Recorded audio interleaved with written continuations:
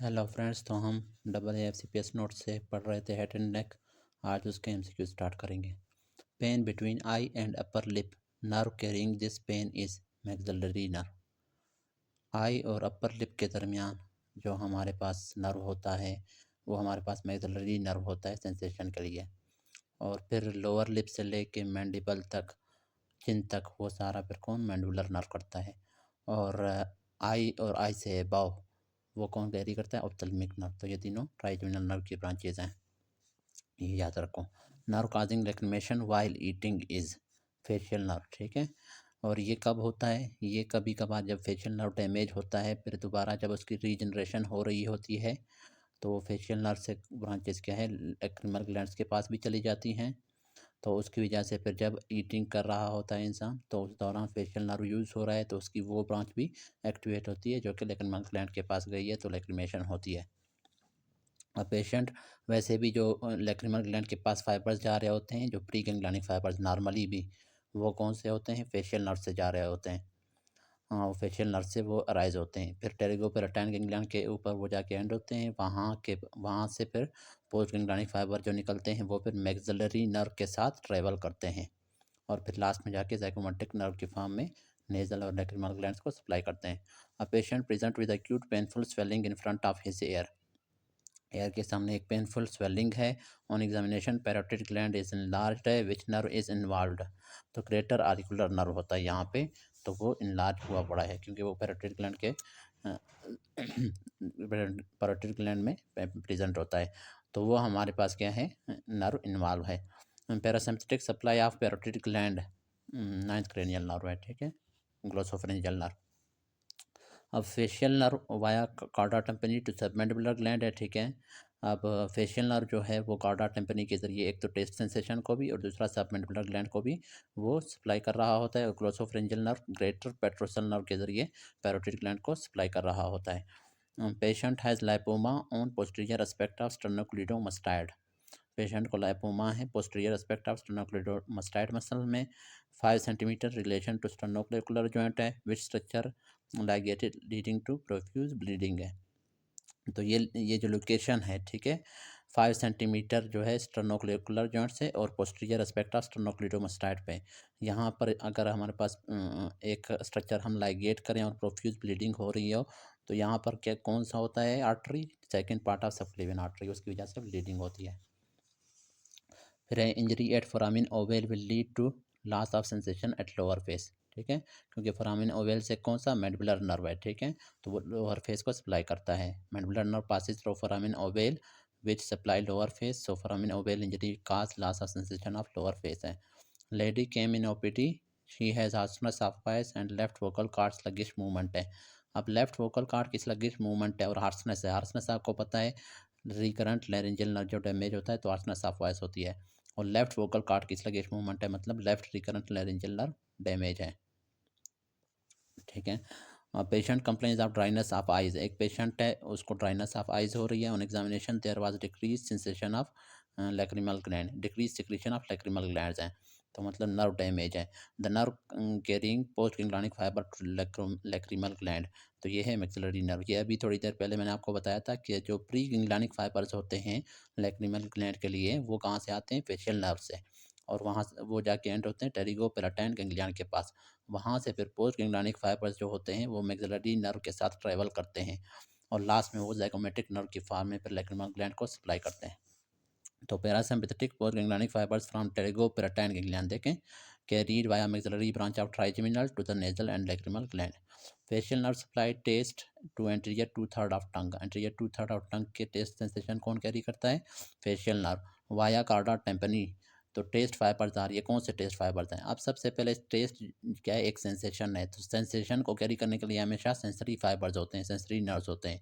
Sensory nerves का दूसरा नाम क्या होता है, अफरेंट, ठीक है। और फिर क्या है, विजरल, ये टेस्ट हमारे पास क्या है, विजरल मतलब जीआईटी से रिलेटेड है ना, तो जीआईटी, रिस्पायरेटरी ट्रैक, ये सारे क्या हैं, इनको हम लोग विजरास कहते हैं ना, इंटरनल ऑर्गन्स हैं ये सारे। तो ये भी हमारे पास क्या है, टेस्ट क्या है, एक सेंसेशन है लेकिन क्या है, विजरल सेंसेशन है, ठीक है। कुछ सोमेटिक सेंसेशन होते हैं, सोमेटिक सेंसेशन मतलब जो मसल्स वगैरह से होते हैं ना, स्केलेटल मसल वगैरह से, तो जैसे टच पेन, टेम्परेचर वगैरह, ठीक है, और उनको जनरल सेंसेशन भी कहते हैं, ठीक है। वो होते एक तो जनरल होते हैं और सोमेटिक होते हैं। ये अभी विजुअल सेंसेशन है टेस्ट, और क्या है जनरल नहीं है, ये क्या है स्पेशल है, क्योंकि विज़रात से भी जनरल सेंसेशन कौन से होते हैं, वही टच पेन, टेम्परेचर वगैरह। लेकिन विज़रात से जो स्पेशल सेंसेशन विज़रात के होते हैं वो क्या है, एक हमारे पास टेस्ट है, एक हेयरिंग है, तो ये स्पेशल सेंसेशन है। तो इस वजह से ये टेस्ट को कैरी करने के लिए अफरेंट फाइबर्स होते हैं, सेंसरी फाइबर्स होते हैं, और कौन से स्पेशल विज़रल। तो स्पेशल विज़रल अफरेंट फाइबर्स होते हैं टेस्ट के, ठीक है। ये पहले भी मैंने डिटेल से समझाई ये चीज़ें।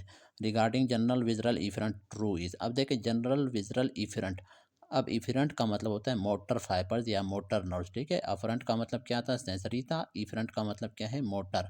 विज़रल का मतलब विज़रा, वही जीआईटी रिस्पिरेटरी ट्रैक, और जनरल का मतलब क्या है, वही जो जनरल फाइबर्स होते हैं, ठीक है। तो इफरेंट मोटर फाइबर्स हैं, मतलब मोटर फाइबर्स क्या कर रहे होते हैं, मसल्स और ग्लैंड्स को सप्लाई कर रहे होते हैं। लेकिन कौन से मसल्स, स्मूथ मसल्स को, ठीक है, क्योंकि हम लोग विज़रास की बात कर रहे हैं, विज़रास में स्मूथ मसल्स होते हैं।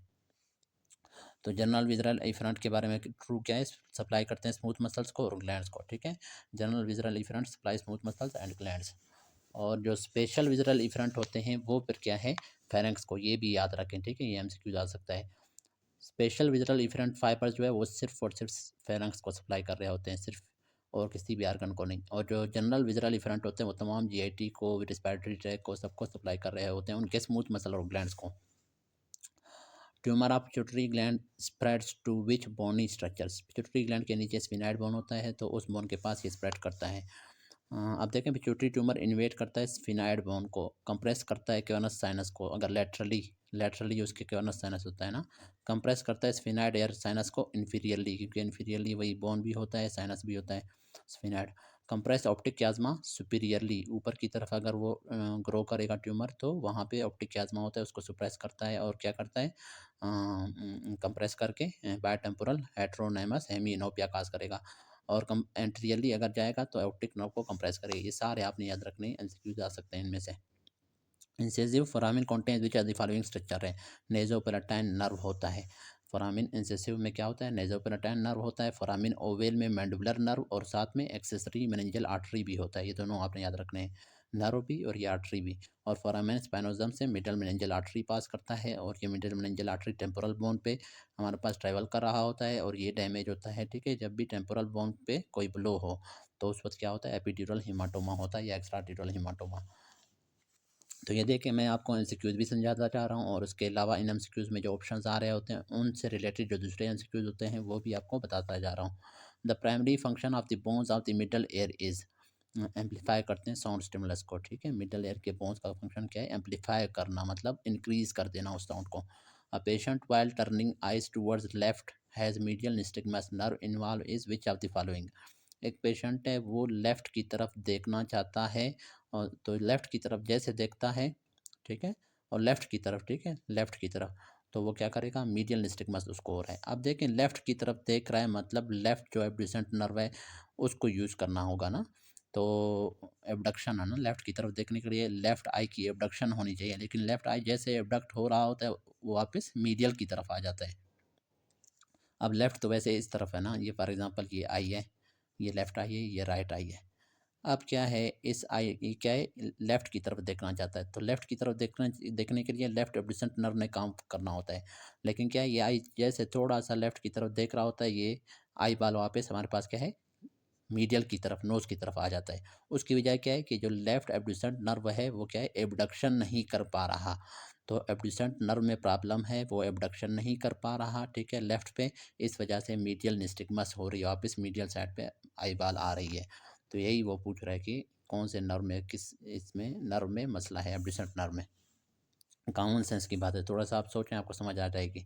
अ patient fainted during dental surgery in Trendelenburg position was maintained and some irritant solution was snorted in order to stimulate some area in the brain which nerve carries that. अब ये जो है ammonia जो देते होते हैं उसी की बात कर रहा है, ठीक है। तो वो उसको जो है हमेशा ट्राइजेमिनल नर्व कैरी करता है, ठीक है, ब्रेन के पास ले जाता है और ब्रेन की ब्लड फ्लो इंक्रीज़ हो जाती है, ठीक है। Irritant solutions snorted will stimulate trigeminal nerve है which will increase cerebral blood flow and causes alertness है। A patient complains of dryness of eyes है। On examination, there was decreased secretion of lacrimal gland है. The most likely ganglion involved टेरिगोपेराटाइन ganglion. ये भी मैंने आपको समझाया था कि जो लैक्रिमल ग्लैंड के लिए फाइबर्स होते हैं, फेशियल नर्व होता है. फेशियल नर्व से क्या है, प्री गैंग्लियनिक फाइबर्स आते हैं, ये जाके टेरिगोपेराटाइन गैंग्लियन में. ये टेरिगोपेराटाइन समझो गैंग्लियन है, ये फेशियल नर्व है, और ये वाले क्या हैं, प्री गैंग्लियनिक फाइबर्स हैं. ठीक है. और टेरिगोपेराटाइन गैंग्लियन से फिर क्या है, मैक्सिलरी नर्व जो होता है, मैक्सिलरी नर्व उसी के साथ हमारे पास फिर ट्रैवल करते हैं. ठीक है. ये फाइबर्स भी पोस्ट गैंग्लियनिक फाइबर्स. तो पोस्ट गैंग्लियनिक फाइबर्स क्या है, मैक्सिलरी नर्व के साथ ट्रैवल करते हैं और लैक्रिमल ग्लैंड के पास जाते हैं. तो अब ये वही पूछ रहा है, इसने अभी गैंग्लियन का पूछा है. गैंग्लियन कौन सा है, pterygopalatine ganglion. Which of the following pass through foramen rotundum. Maxillary division of trigeminal nerve वो फोरामिन रोटेंडम से पास होता है. फोरामिन स्पाइनोजम से मिडिल मेनिंजियल आर्टरी था, और फोरामिन ओवेल से फिर क्या पास हो रहा था, मैंडिबुलर नर्व और एक्सेसरी मेनिंजियल आर्टरी. अब ये देखें यहाँ पर इन्होंने कुछ दिए हुए, ये सारे आपने याद रखने हैं. ठीक है, ये आ सकते हैं, इनसे क्यों आते हैं. फोरामिन ओवेल से एक्सेसरी मेनिंजियल आर्टरी पास हो रहा है, साथ में mandibular nerve. Foramen spinosum middle meningeal artery है. सुपीरियर ऑर्बिटल फिशर जो होता है V1, उससे V1 पास होता है. V का मतलब क्या है, 5 है. ठीक है, 5 की फर्स्ट डिवीजन कौन सी होती है, ऑप्थेल्मिक. तो ऑप्थेल्मिक नर्व पास होता है. फोरामिन रोटेंडम से V2 है. ठीक है, 5-2 है, और वो इमेजिनरी नर्व है. और फोरामिन ओवेल से 5 की कौन सी ब्रांच है, थर्ड ब्रांच है, मैंडिबुलर नर्व. जगुलर फोरामिन से क्रेनियल नर्व 9, 10, 11, उसका एक्सेसरी पार्ट है 11 का. और सिग्माइड साइनस है. ठीक है, और हाइपोग्लोसल कैनाल से क्रेनियल नर्व 12 है. फोरामिन मैग्नम से brain stem and spinal cord है, और पार्ट ऑफ क्रेनियल नर्व 11. अब true about Stensen duct. Stensen duct किसको बोलते हैं, पैरोटिड डक्ट इसका दूसरा नाम है. पैरोटिड ग्लैंड को जो सप्लाई करता है, तो ये पायर्स करता है, ये पास हो रहा होता है. ठीक है, किससे पायर्स करता है, किससे पास होता है, किस मसल से, बक्सीनेटर मसल से. और salivary secretion bye which of the following. Salivary secretion कौन करवाता है, फेशियल नर्व. ठीक है, सब मैंडिबुलर ग्लैंड को सप्लाई कर रहा है ना. तो और इसके अलावा लैक्रिमल सिक्रीशन भी यही फेशियल नर्व करवा रहा होता है, जो कि मैक्सिलरी नर्व के साथ पोस्ट गैंग्लियनिक फाइबर्स जा रहे होते हैं ना. Pre ganglionic fibres facial nerve से निकल रहे होते हैं. और गैंग्लियन कौन सा होता है, टेरिगोपेराटाइन गैंग्लियन. उसके बाद है, अच्छा, हेयरिंग इम्प्रूव होता है in noisy environment in which of the following condition. ये ऑटोस्क्लेरोसिस में होता है. हमेशा ऑटोस्क्लेरोसिस में क्या है, नॉइसी इन्वायरमेंट में हेयरिंग इंप्रूव होती है. Angular artery is a branch of facial artery. Facial artery की जो टर्मिनल ब्रांच है उसको कहते हैं एंगुलर आर्टरी. अब blow on right eye near to medial nasal bridge fracture of. ठीक है, अगर राइट आई को ब्लो हुआ है कहाँ पे, मीडियल नेजल ब्रिज के पास. तो मीडियल नेजल ब्रिज के पास और फ्रैक्चर, तो वहाँ पे फ्रैक्चर किस चीज़ की फ्रैक्चर हो सकती है, orbital plate of frontal bone की, वहाँ पे ये प्रेजेंट होता है ना, मीडियल नेजल ब्रिज के पास. Lady present with diplopia and suddenly falls down, can not reach to phone due to damage to which artery. ये एमसीक्यूज भी बार बार रिपीट होता है, ये याद रखें. अब ये कहना ये चाह रहा है कि पेशेंट को सबसे पहले क्या हुआ है, डिप्लोपिया हुआ, और अचानक से वो गिर गई. वो जो है फ़ोन तक नहीं पहुंच पाई. ठीक है, फ़ोन तक पहुंचना चाहती थी लेकिन नहीं पहुंच पाई, गिर गई. तो कौन सा आर्टरी डैमेज हुआ है, तो ये ब्रेन में वो आर्टरी डैमेज हुआ है जो कि सप्लाई कर रहा होता है. ठीक है, लोअर लिम्स वाले एरिया को. तो एंटीरियर सेरेब्रल आर्टरी होता है जो कि लोअर लिम्स या लेग्स वाले एरिया को ब्रेन में सप्लाई कर रहा होता है. तो ये हमारे पास डैमेज हुआ है, इसमें क्लॉटिंग हुई है या इसका रप्चर हुआ है, जिसकी वजह से क्या है, वो जो एरिया है जिसने लेग्स को नर्व सप्लाई करने थे, कार्टिकोस्पाइनल ट्रैक्ट सप्लाई करने थे, वो डैमेज हो चुका है, जिसकी वजह से क्या है, वो बंदा गिर जाता है. अच्छा, अब boy was walking in classroom, teacher got irritated and asked him to lower pitch of the voice. Muscle responsible is which of the following. अच्छा, अब ये पूछना चाह रहा है कि वॉइस, पिच ऑफ वॉइस को कम करने के लिए कौन सा मसल रिस्पॉन्सिबल है. तो वो थायरोइड होता है जो कि पिच ऑफ वॉइस को डिक्रीज करता है. Internal carotid artery is blocked on color Doppler blood flow back through which artery to supply scalp. अब इंटरनल कैरोटिड आर्टरी वैसे नॉर्मली सप्लाई करता है स्काल्प को, अब क्या है, वो ब्लॉक है, तो फिर स्काल्प को कौन सप्लाई करेगा, तो वो है supra orbital artery. Which nerve passes through petrotympanic fissure. अब petrotympanic fissure. Petrotympanic fissure क्या है, ये एक टेम्पोरल बोन से में एक फिशर होता है, वहाँ से कौन सा नर्व कह रहा है पास होता है, कार्डा टेम्पेनी नर्व पास होता है. फिर है जीनो हायार्ड फंक्शन क्या है, ये एलिवेट करता है ना, एलिवेट करता है हायार्ड को. Patient has broad nose syndactally and exophthalmos with cleft plate and dished in face appearance. What is the diagnosis, ये है एपर्ट सिंड्रोम। एपर्ट सिंड्रोम में क्या होता है, एक तो हमारे पास उसके स्कल के एबनॉर्मलिटीज़ होते हैं, दूसरा क्या है फेस के होते हैं, हैंड्स और फीट के होते हैं। तो ये देखें नोज़ भी उसका ख़राब है, एक्सोप्थेल्मोस भी है, सिंडेक्टली भी है, ठीक है, हैंड्स के मतलब ज़्यादा फिंगर्स हैं और बल्कि वो हैं फिंगर्स आपस में जुड़े हुए हैं और क्लेफ्ट प्लेट वगैरह भी है। तो ये एपर्ट सिंड्रोम है। ये कॉन्जेनिटल ये होता है ना, कॉन्जेनिटल एब्नॉर्मलिटी है। A new born baby is noted to have left unilateral cleft lip. Left unilateral cleft lip पे there are no abnormalities of the baby's palate, palate उसका नॉर्मल है। Which are the following developmental defects accounts for this occurrence है। तो ये है failure of left maxillary process to fuse with left medial nasal process. अब ठीक है, इसमें देखें मिड लैंड लेफ्ट लिप अगर हो तो वो क्या है, failure of fusion of two medial nasal process. अगर दो मीडियल नेजल प्रोसेस की आपस में फ्यूजन ना हो तो मिड लैंड लेफ्ट लिप होता है। और अगर यूनिलेटरल क्लेफ्ट लिप हो, एक साइड पे हो, तो वो क्या होता है, fusion of median nasal process with maxillary process, वो नहीं हो पाता। अब क्लेफ्ट प्लेट अगर हो तो वो क्या होता है, failure of fusion of lateral palatine process and nasal septum and median palatine process, ठीक है। लेटरल पैलेटाइन और मीडियन पैलेटाइन और नेजल सेप्टम ये अगर आप इसमें ना मिलें तो क्लेफ्ट प्लेट होता है। लेकिन अगर हमारे पास दो मीडियल नेजल प्रोसेस ना मिलें तो मिड लाइन क्लेफ्ट लिप है। यूनिलैटरल में क्या होता है, मैक्सिलरी प्रोसेस नेजल प्रोसेस के साथ नहीं मिल पाता, ठीक है, मैक्सिलरी प्रोसेस नेजल प्रोसेस के साथ। ये आपने याद रखने, इनसे एमसीक्यूज आते हैं। Which muscle damage result in vocal cord adducted position है। अब मतलब वो मसल जो कि एबडक्ट करवा रहे थे वोकल कॉर्ड्स को वो डैमेज हो चुके हैं। जब वो डैमेज होंगे तो जो एडक्टर मसल्स हैं वो ओवर डोमिनेट करेंगे, तो फिर क्या है, वोकल कॉर्ड्स एडक्टेड पोजिशन में आएंगे। तो अब क्या है, पोस्टीरियर क्रिको एराटनाइड मसल जो कि एबडक्टर हैं वो अगर डैमेज हो जाएं तो फिर क्या है, वो हो जाएगा, वोकल कार्ड एडक्ट हो जाएंगे। Posterior cricoarytenoid is abductor of vocal cord. It's damage it's damage will enhance या over dominate function of adductors result in adducted position, ठीक है। Inspiration is vital process for oxygenation of tissue. Forceful inspiration occurs via active contraction of which muscles. तो forceful contraction के लिए कौन सा muscle require होता है, वो होता है स्क्लेनी एंटीरियर एंड पेक्टोरालिस माइनर, ठीक है। और साथ में क्या है, स्टर्नोक्लिडोमास्टाइड भी होता है, लेकिन क्या है ये मोर देन ए। अब देखें ये आपने याद रखना है, ये आते हैं, ठीक है। अब मसल ऑफ क्वाइट इंस्पायरेशन जो है उसमें डायफ्राम इस्तेमाल हो रहा है और एक्सटर्नल इंटरकोस्टल मतलब नॉर्मल जो इंस्पायरेशन नॉर्मल ब्रेथ है टाइडल वॉल्यूम वाला।